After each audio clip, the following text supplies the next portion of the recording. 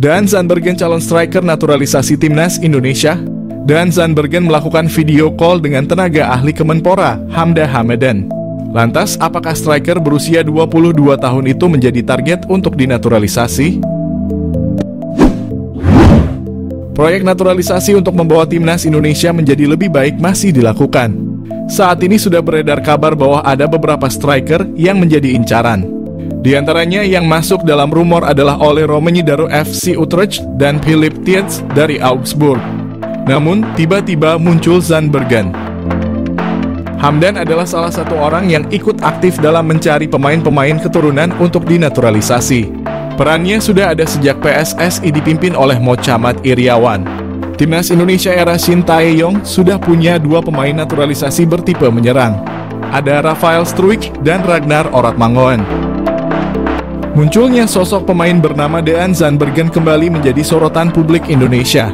Daan Zandbergen memang bukan nama pemain baru di kalangan pencinta sepak bola Indonesia. Pasalnya dia sudah kerap disebut-sebut bakal menjalani proses naturalisasi menjadi warga negara Indonesia. Dia sebelumnya sempat diketahui telah mengikuti akun Instagram PSSI. Yang paling baru, Daan Zandbergen melakukan hubungan komunikasi melalui video call dengan staf ahli Menpora, Hamdan Hamadan. Hal ini pun menjadi pertanyaan besar, apakah Daan bakal menjadi pemain naturalisasi berikutnya yang diproses PSSI. Sebab Hamdan punya rekam jejak mengurus berbagai keperluan ini selama membantu PSSI. Daan Zandbergen merupakan pesepak bola kelahiran Belanda pada September 2001. Artinya pesepak bola yang berposisi sebagai penyerang ini usianya telah menginjak 22 tahun. Kariernya di dunia sepak bola memang lebih banyak berkutat di negeri kincir angin. Sejak masih berusia muda, dia sudah berlatih bersama TOGB Youth, SC Excelsior, hingga BVV Barendrecht. Selepas itu Daan Zandbergen berpindah menuju Westlandia U21, kemudian memperkuat Excelsior MU21, dan terakhir direkrut oleh Sparta U21 pada Juli 2023. Sepanjang musim ini, Daan Zandbergen sudah bermain sebanyak 21 kali bersama Sparta Rotterdam U21 di kasta ketiga Liga Belanda. Dari semua aksinya itu, dia menyumbangkan 4 gol dan 5 assist. Performa impresifnya itulah yang membuat Daan dipromosikan ke tim senior Sparta Rotterdam, tim yang saat ini tengah berkompetisi di kasta tertinggi Liga Belanda alias Eredivisie. Meskipun demikian, sejauh ini belum diketahui secara pasti dari mana garis keturunan Indonesia diperoleh pemain berusia 22 tahun tersebut.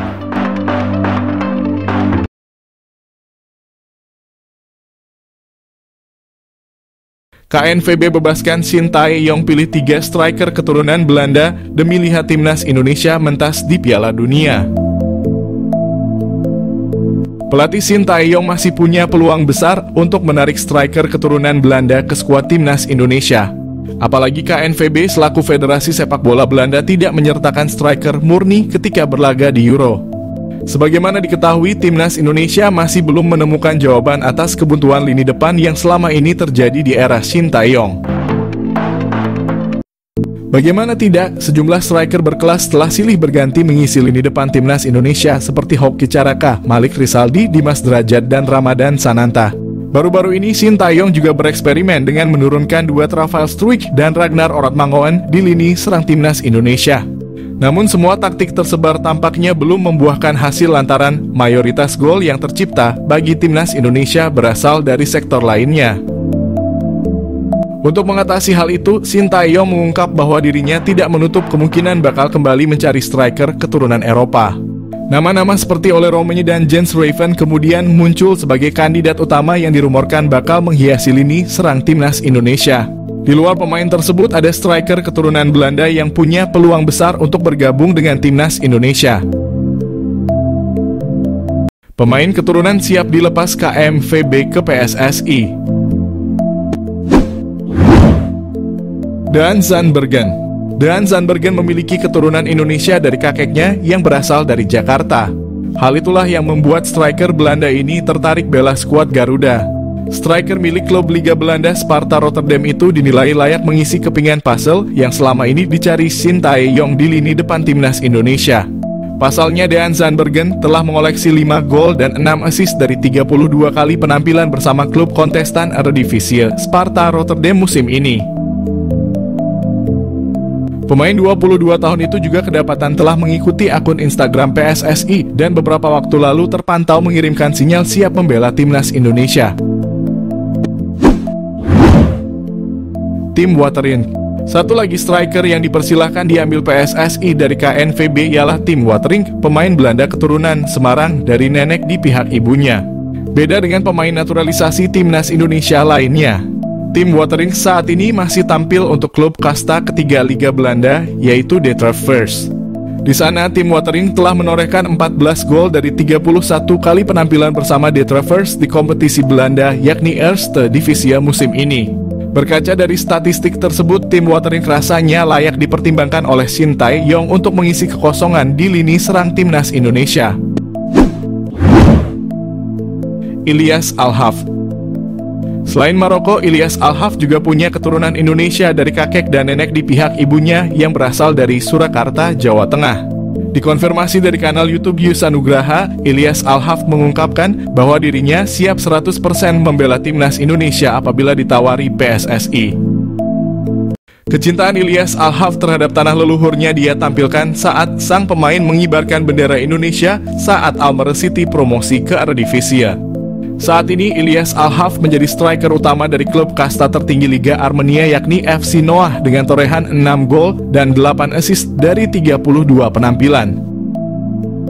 PSSI ungkap alasan butuh pemain naturalisasi timnas Indonesia, Shin Tae yang haus gelar fokus Piala Dunia 2026.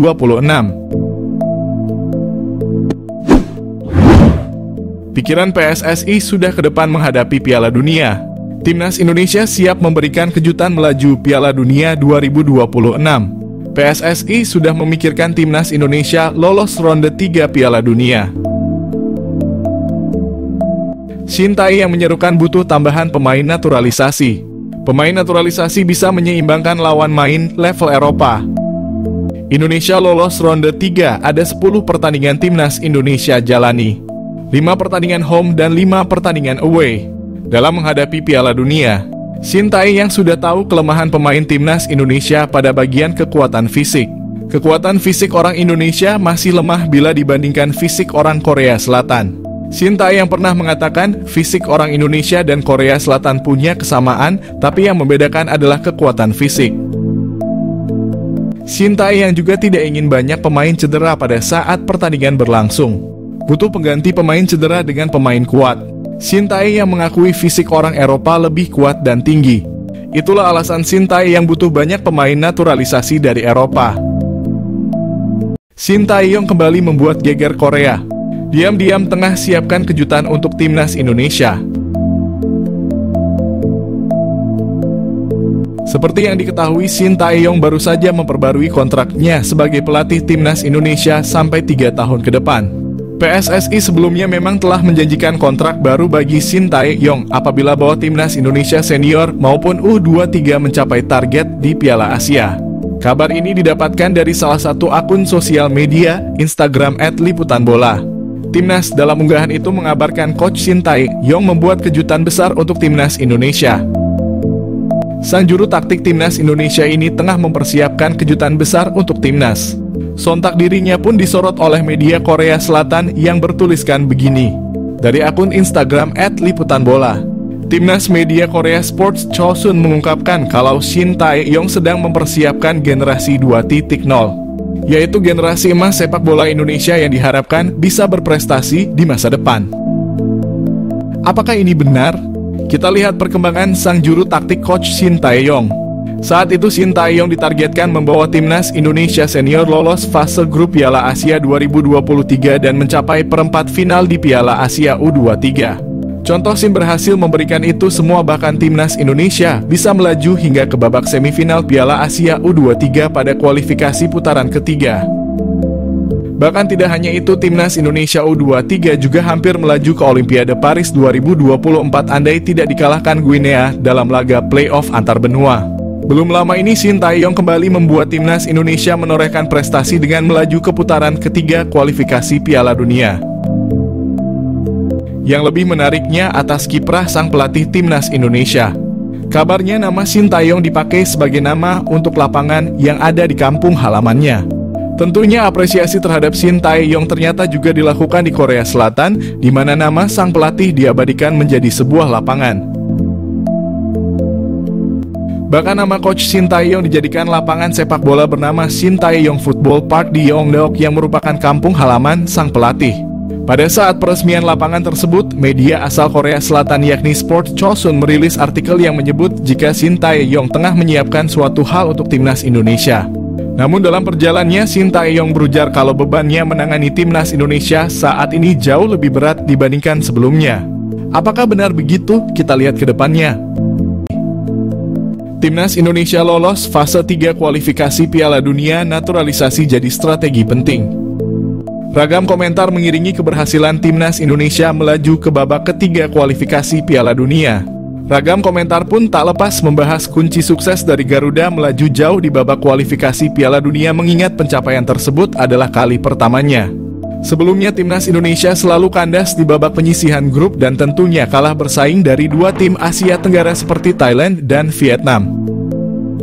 Namun itu dulu, kini Indonesia menjadi kekuatan baru sepak bola Asia Tenggara setelah sukses menjadi runner-up grup F.